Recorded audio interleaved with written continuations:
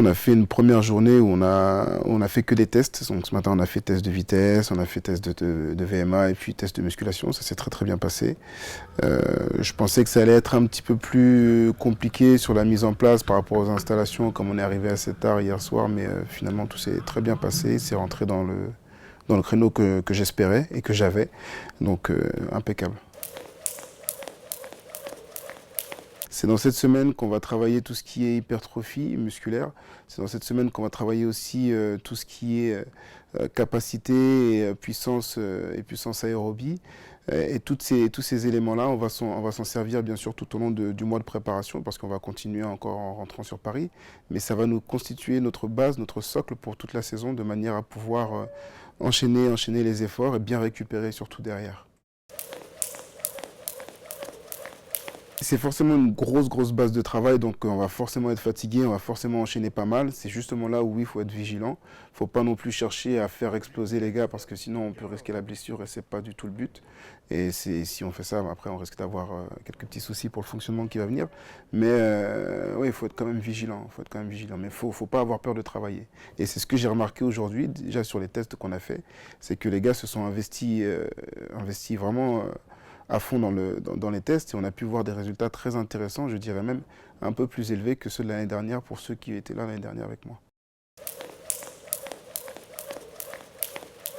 Bien sûr, j'annonce les résultats à chaque passage et bien sûr, je rappelle aussi les résultats des personnes qui sont passées les séries d'avant. Et bien sûr, il y a toujours une petite compétition qui se fait entre eux. C'est une compétition, comme tu dis, saine mais interne et qui fait qu'ils ont envie d'aller ou plus loin, plus vite en tout cas que leur répétition passée ou alors que le copain, quoi. Je pense que de manière générale, on a évolué de 1 km/h en VMA, ce qui n'est pas rien. Je pense à Papat qui l'année dernière était, Patrice Annonay, qui l'année dernière était à 17 en VMA et qui cette année est à 18,5. Donc c'est un gardien. Les gardiens en général n'ont pas de grosses VMA. Et lui, il est monté jusqu'à 18,5. De mémoire, le gardien qui était bien là-dessus, c'était Magnus Dahl. Quand il était ici, et bon, Papat évolue d'année en année, et pourtant il prend de l'âge, comme quoi, tu vois. Voilà. Donc oui, non, on voit des choses très très intéressantes et on voit de belles évolutions aussi. C'est ça qui est intéressant. Ça montre que les gars ont envie de travailler et qu'ils sont très motivés pour en tout cas donner le meilleur sur le physique. Et après, j'espère aussi obtenir le meilleur sur le handball. On va faire de la prise de masse musculaire.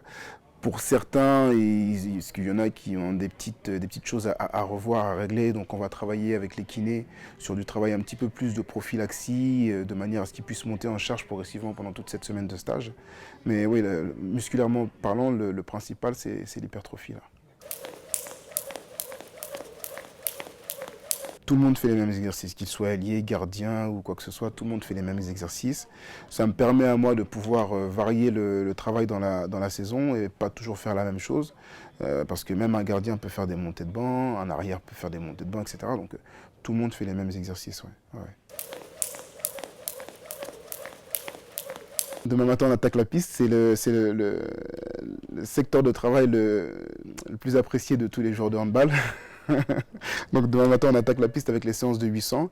Et en fait, on va alterner un jour sur deux, séance de piste et puis functional training. Et on aura toujours une séance de musculation derrière qui durera en moyenne 2 heures.